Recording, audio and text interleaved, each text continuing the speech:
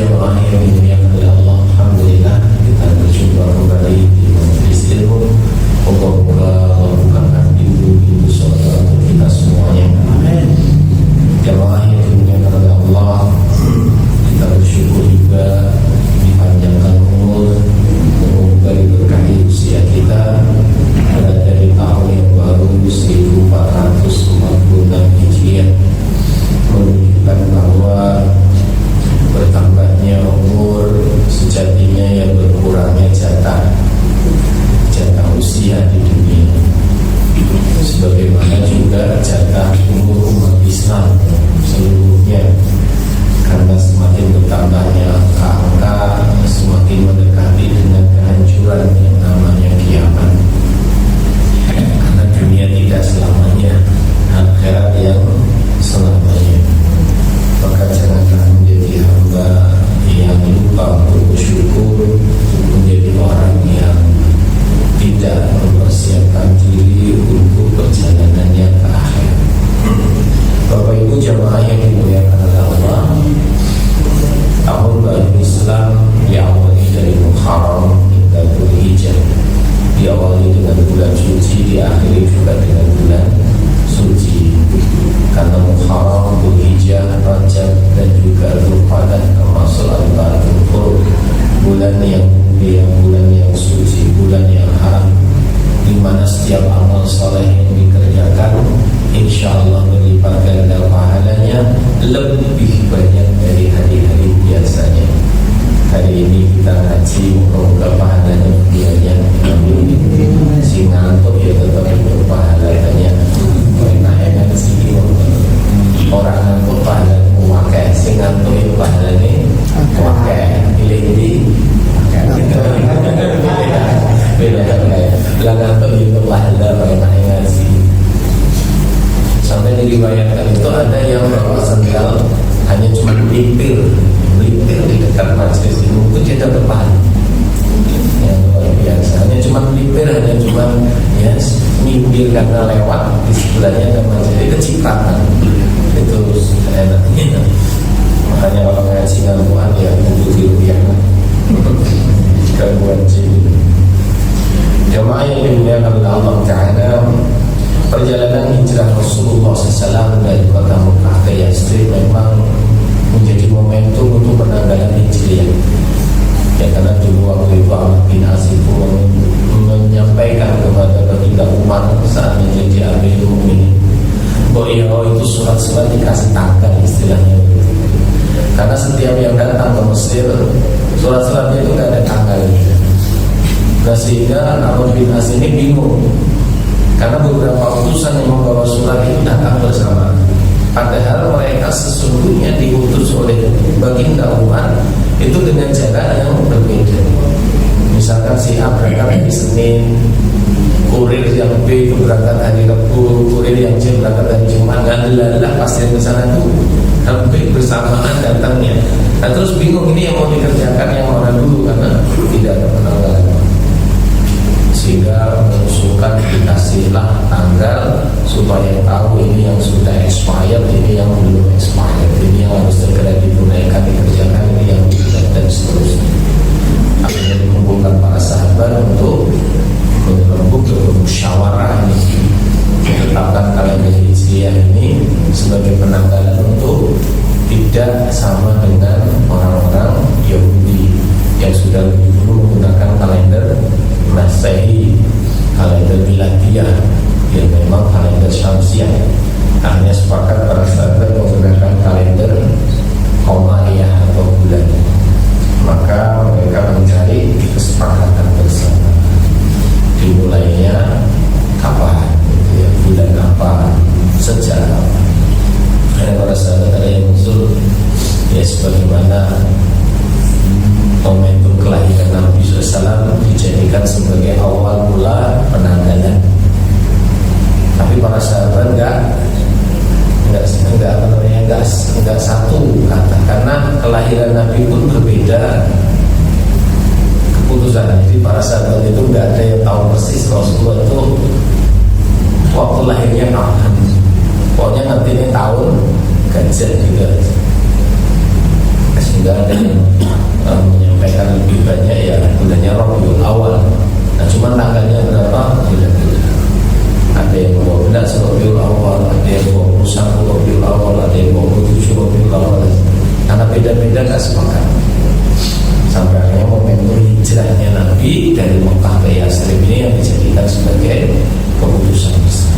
Akhirnya tepatlah momentum bulan Haram perjalanan Nabi SAW dari Mekah ke Yatsrib dijadikan sebagai penanggalan Islam. Tanggal 1 bulan 1 tahun 1 yaitu sejak perjalanan hijrah dari Mekah ke Yatsrib. Karena dulu belum Madinah. Setelah Rasulullah sampai ya, di Madinah atau di Yatsrib, kemudian membangun peradaban di sana, baru namanya diganti Yatsrib menjadi Madinah. Dan 5 abad setelah itu para ulama bersepakat memberikan julukan Madinah Al-Munawwarah, Mekah Al-Mukarramah. Jadi yang memberi nama Mekah Mukarramah dan Madinah Al-Munawwarah bukan Rasulullah, tapi para ulama ya 5 abad setelah itu. Nah, Madinah Al-Munawwarah artinya kota yang bercahaya. Kota yang bercahaya. Dan ini menunjukkan sebetulnya satu tanda bahwa memang kota Madinah ini akan seterusnya bercahaya hingga akhir zaman. Sampai-sampai ada hadis Nabi yang menceritakan tentang peristiwa nanti saat Dajjal berdiri di atas bukit bergaram atau disebut sekarang dengan Jabal Habsyi, yang sekarang sudah ada istana di atasnya, sehingga orang-orang di sana menjuluki itu istananya Dajjal. Padahal itu istananya para pangeran ya. Jadi Arab Saudi itu membangun sebuah istana di Jabal Habsyi untuk menerima tamu-tamu negara. Karena tidak boleh masuk orang kafir ke kota Madinah, yang ditaruhnya di situ. Tapi sekarang orang kafir sudah banyak di kota Madinah. Terus banyak yang tinggal di sana, yang berseliweran di sana. Nah, nanti saat Dajjal di atas bukit ini kemudian menuju ke kota Madinah, sambil mengatakan itu istana putihnya Ahmad. Itu istana putihnya Ahmad. Yang dimaksud oleh Dajjal ini adalah Masjid Nabawi. Masjid Nabawi di atas bukit ini terlihat Masjid Nabawi itu sangat berkilauan lah, bercahaya seakan-akan demikian, dan berwarna putih. Jadi memang kalau dilihat dari atas ya Masjid Nabawi itu warnanya putih, siang hari yang putih, malam hari ya putih karena bercahaya. Dan ini sudah terjadi. Memang Masjid Nabawi ini sudah sangat indah, luar biasa. Dilihat dari atas ya sangat luar biasa keindahannya, yang menunjukkan bahwa memang kiamat semakin dekat. Ada yang rasa dibangun indah dan orang kiamat ya tidak bisa logika itu dipakai ya. Karena ini sebuah nubuat tanda ya. Seneng ya mesti akan terjadi. Kita tidak bisa membuat sebuah sebuah peristiwa untuk menunda sesuatu yang sudah ditetapkan. Makanya kita nggak bisa menunda sesuatu yang memang sudah ditetapkan. Ya kita tinggal menjalani dan mempersiapkan diri kan. Sebagaimana tanda kiamat sudah ada di negeri Arab misalnya. Dan banyaknya gedung-gedung yang sangat tinggi ini kan salah satu tanda kiamat. Memang rasa bangun gedung tinggi di orang kiamat itu ya logikanya nggak bisa. Terus banyaknya gunung-gunung yang berjubah itu juga tanda kiamat yang di Arab. Ya kan gunung-gunung dibolongi kabupaten, itu tanda kiamat. Dan yang orang rasa dibolongi ya. Nanti negeri Arab akan berubah menjadi hijau royo-royo lagi ya, terjadi banyak penghijauan di sana. Baik itu yang terjadi secara alami bahwa itu ya, karena memang iklim ternyata luar biasa perubahannya di akhir zaman ini, yang tadinya gersang menjadi sangat subur, yang tadinya subur menjadi gersang. Nah ini akan ada banyak perubahan. Termasuk memang Arab Saudi sendiri menjadi negeri yang sekarang ini banyak perubahan. Mereka melakukan pertanian dengan teknologi baru yang tadinya padang pasir menjadi padang hijau. Termasuk Cina ini membangun besar-besaran peternakan, perikanan dan juga pertanian di daerah-daerah yang gurun, yang selama ini tidak pernah diambah istilahnya, sehingga tempat-tempat yang dulunya itu kering, kerontang, panas luar biasa menjadi semakin subur dan hijau karena teknologi yang semakin modern. Nah, menghijaunya di negeri Arab ya tanda kiamat semakin dekat. Tapi bukan berarti ya menono rasa digawe hijau menora kiamat tidak bisa lah. Ya, kita akan menghadapi itu terjadi sehingga kita harus mempersiapkan diri. Rasa tertutup ya bukan sampai Arab Saudi lah, Indonesia juga lah. Yang kita sekarang mengalami banyak masalah, banyak krisis. Apalagi kalau krisis finansial yang hari ini lagi tren di dunia. Beberapa negara, kurang lebih 10 negara sekarang sudah sepakat tidak lagi menggunakan mata uang dolar untuk transaksi dalam berbisnis mereka, yang dikenal sekarang dengan de-dolarisasi. Dolar Amerika tidak akan dipakai lagi. Ini menunjukkan bahwa dolar tidak lagi perkasa di dunia, dan menunjukkan bahwa kebangkrutan Amerika sudah di depan mata. Karena semakin lama dolar ini semakin tidak ada nilainya, ceritanya begitu. Termasuk Indonesia, dolar sudah dengan rupiah luar biasa. Sehingga sepakat mereka mau apa nih gantinya dolar untuk transaksi, dan mereka sudah sepakat transaksinya pakai emas, tidak lagi pakai mata uang baru. Kalau di Eropa pakai mata uang baru namanya euro, di beberapa negara di Eropa itu. Nah ini mereka nggak mau lagi pakai dolar, sepakat tidak pakai mata uang baru, tapi pakainya emas betul. Dan ini harga emas semakin lama semakin naik karena negara-negara sudah memborong besar-besaran emas, terutama Cina. Beberapa bulan yang lalu saja mereka beli 300.000 ton emas untuk mereka. Singapura negeri kecil aja punya cadangan emas yang sangat besar. Indonesia dikeruk emas, cadangannya bulan ya, utangnya gede banget. Kemarin baru diketahui ada perampokan besar-besaran ya. Orang-orang Cina merampok emas Indonesia. Jadi ada bukit dikeruk dan ternyata di situ emas semua, tambang ilegal yang ngambil ya Cina juga, bukan negeri Cina maksudnya orang Cina. Itu sampai besar sekali. Di Kebumen juga diberitahu barusan ditemukan juga tambang emas ilegal. Ya kebetulan ditutupi dengan perkebunan pisang macam-macam, jadi gak ketok. Nah, setelah ditelusuri sampai ke dalam ujungnya orang tambang emas. Kebumen tuh Pak, ini tambang emas Kalimantan, Sulawesi, Sumatera, Papua, luar Jawa memakai. Jawa kok Jawa pakai itu. Berarti mungkin bapak-bapak kalau nanti pulang coba diketuk di rumah bisa jadi ada emasnya. Karena Indonesia ini jajannya nggak sulit banget, sulit banget. Jadi apa namanya? Di pemerintah audiovisual. Kalau panjenengan menemukan sebuah tambang gitu ya, misalkan tanah jenengan beli tanah 100 meter persegi, adalah pasar bangun rumah diduduk untuk emas, atau mungkin keluar barang lain, nikel misalkan, atau boksit misalkan, atau perak misalkan, atau apa aja lah misalnya. Itu kira-kira milik siapa? Milik pemerintah atau milik jenengan? Halo, milik pemerintah. Langsung disita itu tanahnya dengan mungkin ganti rugi, dan tambang itu diakui sebagai milik pemerintah. Jadi tidak bisa jenengan beli tanah 100 meter tiba-tiba kedul masih milik jenengan raiso. Padahal itu tanah siapa? Ya tanah jenengan, mau jenengan yang beli.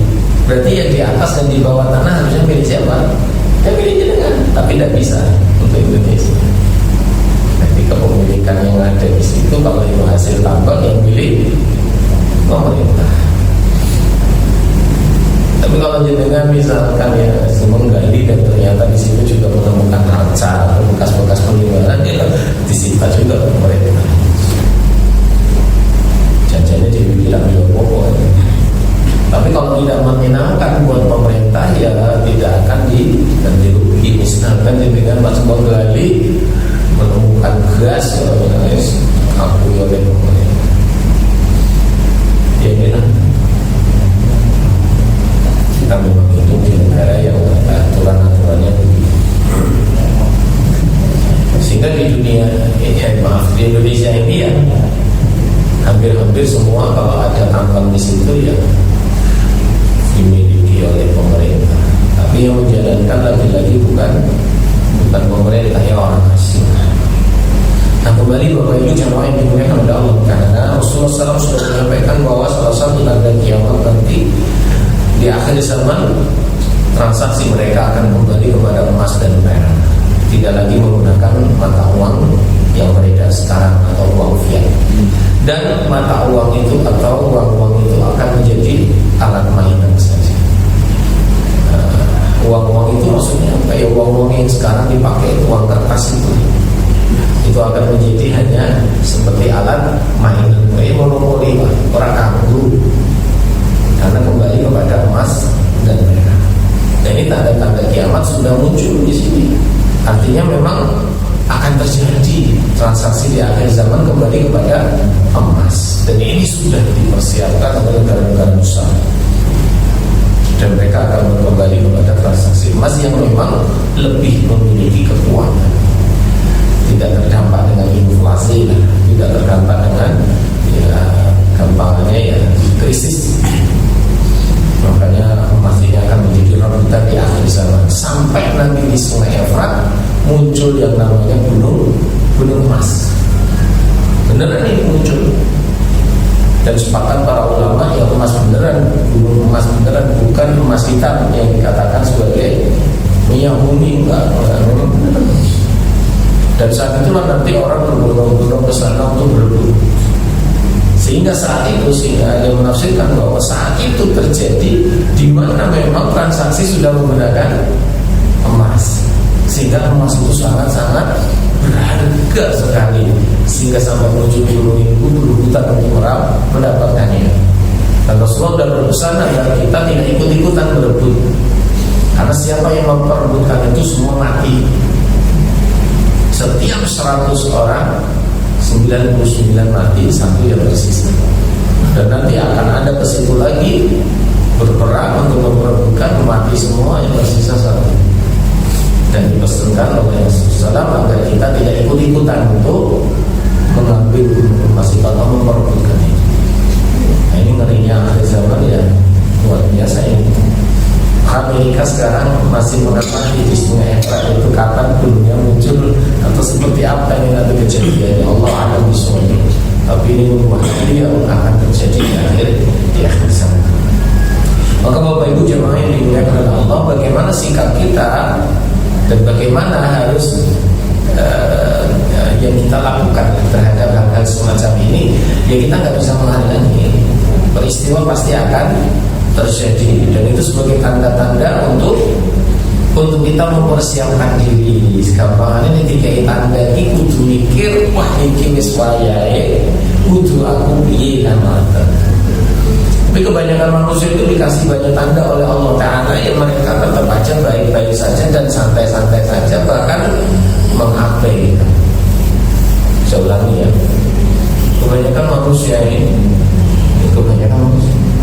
dikasih oleh Allah tanda-tanda itu untuk siap-siap, tapi kebanyakan mereka lalai, bahkan menganggap itu masih jauh dan tidak akan terjadi kepada diri mereka. Maka Bapak Ibu, ayo sama-sama ini di kehidupan kita ya selalu siap-siap. Siap-siapnya gimana Pak Ustaz? Ya beramal soleh lah lebih banyak dan lebih cerdas. Soalnya ya, beramal soleh lebih banyak, lebih cerdas. Jadi ditambah ya, lebih banyak, lebih cerdas. Jadi beramal soleh yang banyak dan lebih cerdas. Lebih cerdas itu apa? Beramal di mana amal-amal itu bisa membawa pahala yang besar-besar. Meskipun amalnya remeh-temeh atau kecil, tapi pahalanya sangat besar. Kalau nggak sangat besar pahalanya ya banyak ganjarannya. Ganjaran pahala. Kita digugurkan dosa itu pahala nggak Pak? Termasuk pahala deh. Jadi setiap amal soleh itu Allah gugurkan dosa, Allah berikan pahala, itu ganjarannya. Contoh yang paling gampang aja. Kalau kita berwudu, maka di saat wudu itulah jatuh bersamaan dengan dosa-dosa kita. Jadi dosa karena pandangan mata jatuh bersama dengan tetesan air. Dosa karena tangan dan kaki juga jatuh bersamaan dengan tetesan air. Maka dari sini sebetulnya kalau kita ingin banyak dosa-dosanya hilang dan berguguran, ya sering-sering apa? Berwudu dan menjaga wudu. Jadi ini batal ya wudu bukan untuk wudu. Artinya kalau bisa menjaga wudu.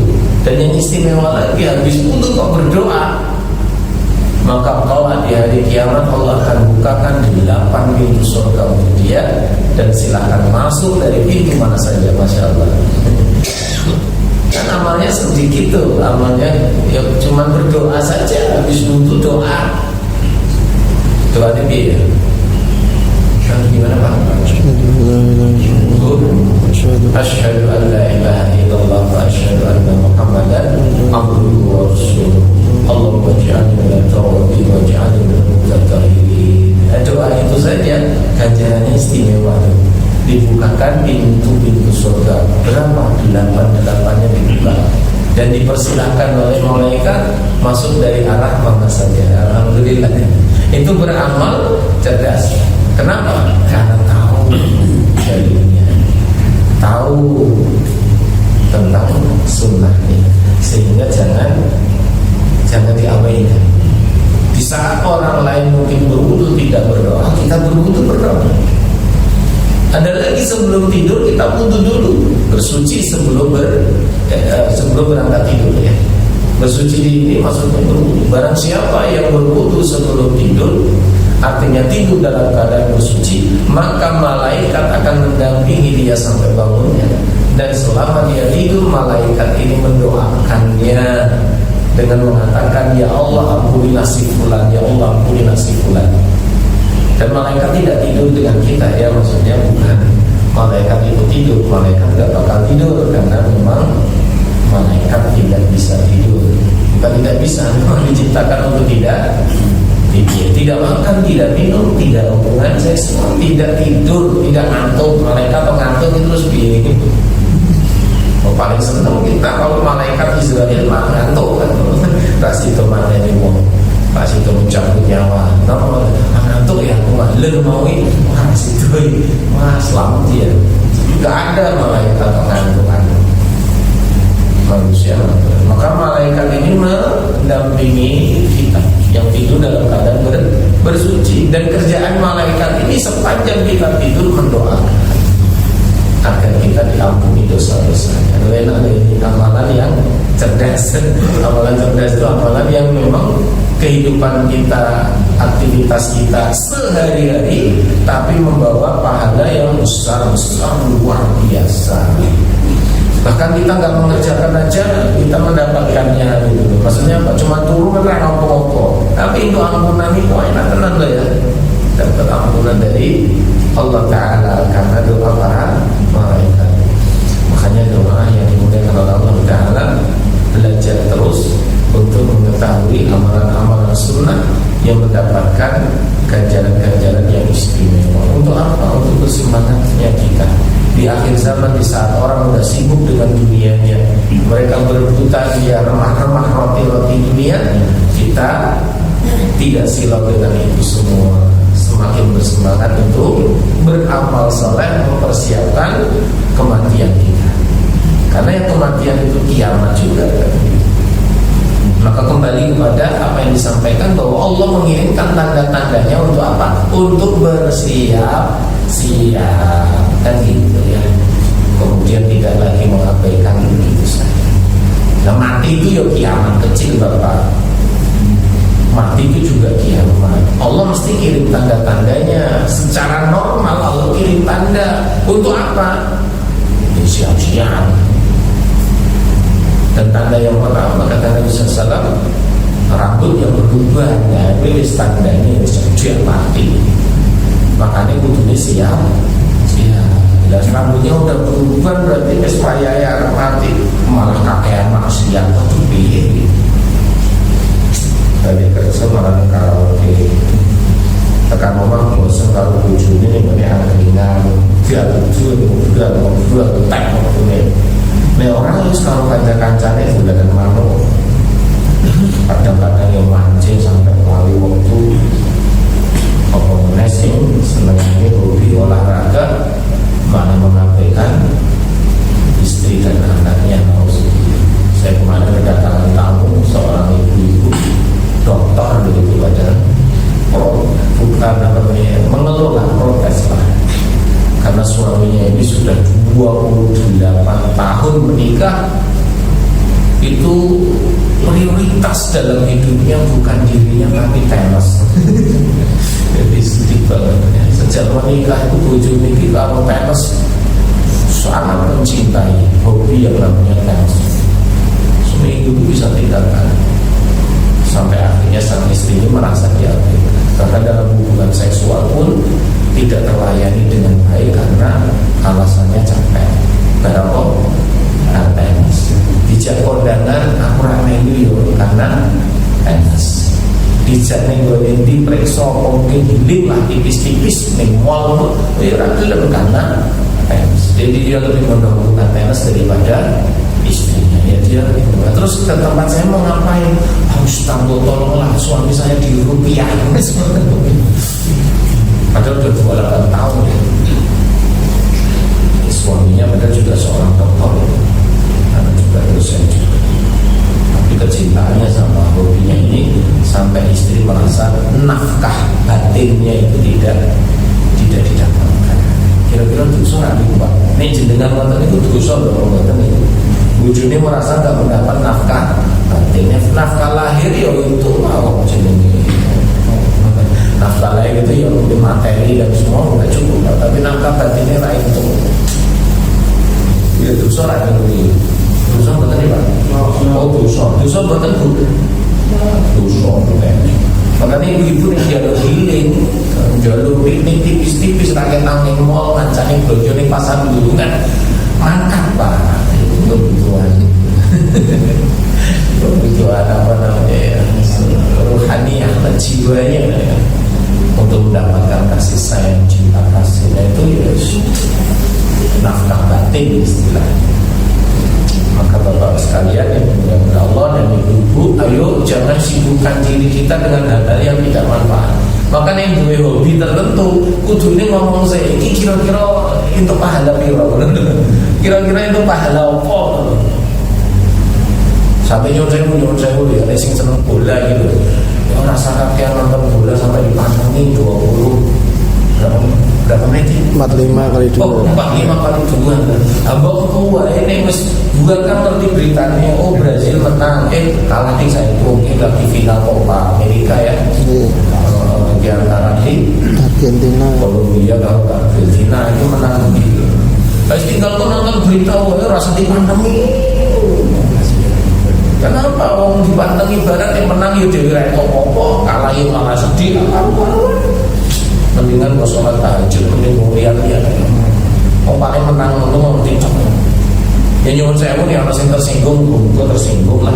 Ya dia menewong saya di dunia ini bisa akan melalaikannya kok Bapak Ibu.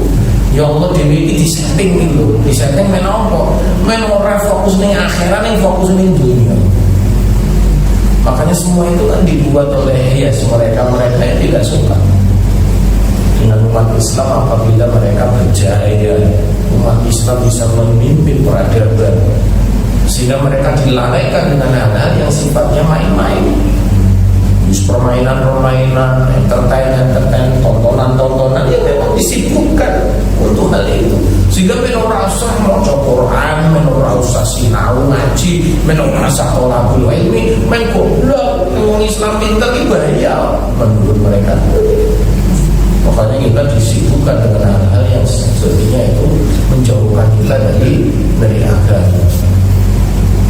Sampai-sampai HP ini membuat kita lalai dari amal soleh, amal ibadah. Sini buka HP, sini buka HP, tapi isinya bukan baca Quran, tapi baca informasi yang lain. WhatsApp lah, Instagram, bahkan WhatsApp ganti Instagram, bahkan Twitter ganti Telegram, bahkan Twitter ganti Facebook, bahkan ganti TikTok. Wah, kakek aplikasi dibukain kabeh. Awalnya orang buka mau sakset, monotok, ganti set. Ini sama ini dari sajam jadi rongjam. Pemerintah ibu-ibu itu buka sopir lah, lali anaknya lali bujune. Rasa sadar semuanya ngeklik belanja wae COD wae. Ya Allah bu, kok ingin sepatu wis tuku koyo tuku meneh. Lagi gue senang apa? Lagi gue tuku meneh gue renang sepatu ini. Maksudnya maka renang gue sepatu renang saya sampai karena istri saya barusan ikut klub renang. Klub renang kemarin kan ada itu ya jamaah muslimah buat kelompok renang ya sudah lama itu. Nah istri saya diajak ikut pertama seneng banget. Baru pas pulang tak jemput naik motor itu di jalan ngomong, bi aku beli baju renang lagi boleh lah? Ya Allah, ada dia renang wis bisa jalur tuku kelambi renang meneh lah. Ya Allah, ini mesti kepecet karo model ibu-ibu liane. Guru-guru ketemu liane kan ibu ternyata ono modelan gitu. Ya selama itu jenenge wong jadi tapi saya cuma bilang aja sudah ini sing iso dibuat puisi karena yang penting fungsinya. Ini bapak-bapak ini kadang mikir fungsinya yang penting jadi fungsi. Tapi ini bapak-bapak ini ibu-ibu aneh banget. Karena kalau bapak-bapak mikirnya yang penting fungsi sampai HP sampai jadul apa sih penting jadi iso ditinggal ibu raiso lah kudu ono modelannya jenengan sing sadar bahwa yang penting dikasih tahu ya supaya yang semua dibeli itu dipakai untuk kebaikan manfaat. Nah ini akhir zaman nih Bapak Ibu, jadi kita harus mempersiapkan diri dengan baik dan kematian kita juga semakin dekat. Ya rambut semakin berubah ya memang matinya bisa cerdas. Mata sudah mulai rabun, yang biasanya ngaji dicetol, saya ini bisa cetol, terus nganggu kacamata, kacamata putih, nanti kurang ini, pas kamu cari. Nah ternyata gitu, saya pernah pakai optik, gara-gara baca berpaku, komoptik Bafi itu loh yang di Fatmawati, Pak mau tes mau tak kira-kira istilah dikai tombol apa maksudnya dikasih apa supaya makan. Dan jenengan umurnya kita ini pun saya kata ini saat saya kata waktu itu wah ini pun wayai pun buatan bisa diobati. Oh ini pun buatan penyakit loh maksudnya ribet. Ini pun wayai itu dengan berarti wis wayai itu wah HP wong mesti ngoten niku plus. Jadi ini mau coba istilah jelas. Oh saat ini solusinya bukan diobati tapi gue kocok motor. Sejak saat itu saya pakai kacamata kaca. Saya nambah awalnya 1 plus 1 berbeda plus 1,5 plus 2 setengah. Sekarang plus 3 lah. Berarti bisa muat ini. Nah ini tanda kata Nabi mata sudah mulai ramput. Yang ketiga punggungnya udah bungkuk. Surat tegak meneng, wis buku luyuh-luyuh, wis wabah cedhak matine. Ini kabar baiknya Bu, Pak sing tua-tua niki di akhir zaman ternyata sing paling cepat mati malah sing nom-nom. Nah, masa sing arepe kula niki terus iki kula iki. Mas Bambang iki bisa jadi malah nikah mati. Rugi. Ya memang rugi Pak. Tunggal bareng-bareng lah. Semoga kita dicoba itu jodoh. Amin. Sedang sat ngoten bismillah. Nek wong apik kok ora cepet rapi sakit dan itu kita yang rugi loh Pak. Kalau orang apik kok ora cepet kita rugi banget. Tapi nek wong apik orang dan orang itu malah seneng dhewe. Kenapa malah jadi masalah rumah tangga? Tapi nek wong apik kok ora iki rasane Mbak, ono jenengan celuk pengen tuh wonten doang. Makanya di akhir zaman orang yang muda-muda ini malah lebih cepat ya meninggal dunia. Karena meninggal dunia di akhir zaman banyak modelnya, banyak caranya. Dan yang hari ini kita dapati banyak kematian-kematian massal karena musibah kecelakaan, musibah bencana alam. Jadi banyak meninggal di jalan-jalan di mana-mana itu.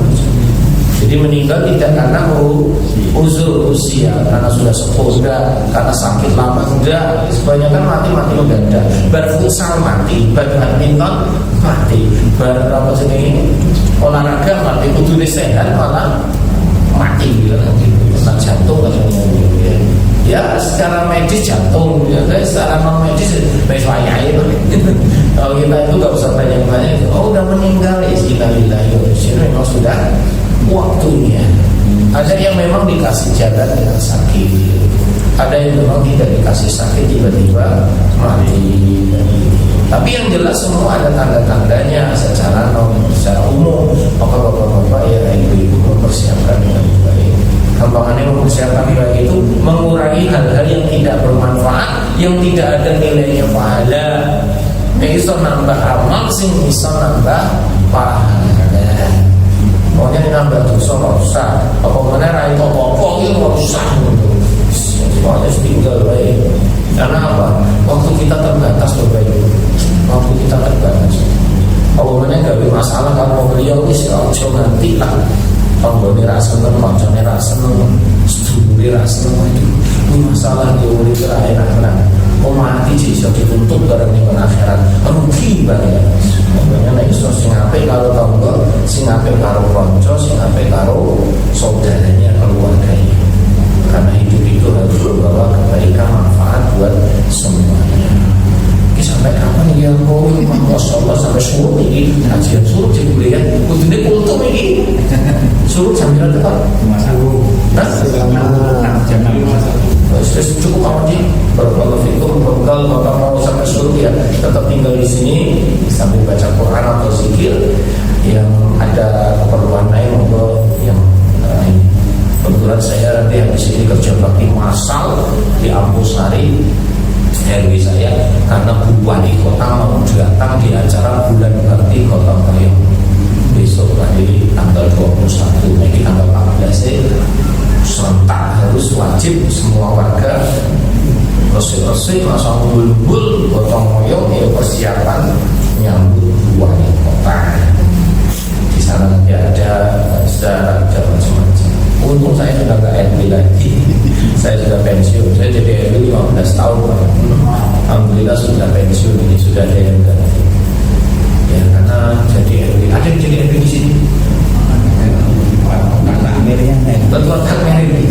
Ada yang jadi RT juga. Memang tanggung jawabnya berat ya. Karena bismillah untuk bapak-bapak semuanya ya jadi pemangku wilayah ini ya, dijaga oleh Allah, dilindungi oleh Allah.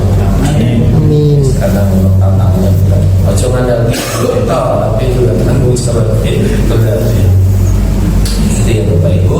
Barakallahu fikum. Semoga bermanfaat. Kesimpulannya, ayo kiamat semakin dekat. Kemudian kita juga sangat terbatas. Perbanyaklah amal soleh. Lebih-lebih ini masih di bulan Muharram. Momentum hijrahnya Nabi SAW menjadi titik tolak kita untuk berubah menjadi lebih baik. Yang tadinya baik semakin lebih baik. Yang tadinya tidak baik ya harus jadi baik. Kalau kita ingin mendapatkan kebaikan dunia akhirat, kebahagiaan dunia akhirat. Semoga Allah menjadikan kita semuanya hamba-hamba yang beriman dan bertakwa. Keluarga kita dijadikan Allah sakinah mawaddah warahmah. Anak-anak keturunan kita soleh-solehah. Semoga kelak semua husnul khatimah, mendapat syafaat di yaumul qiyamah dengan rahmat Allah. Semoga kita semua menjadi ahli jannah. Rabbana atina fid dunya hasanah wa fil akhirati hasanah wa qina adzabannar.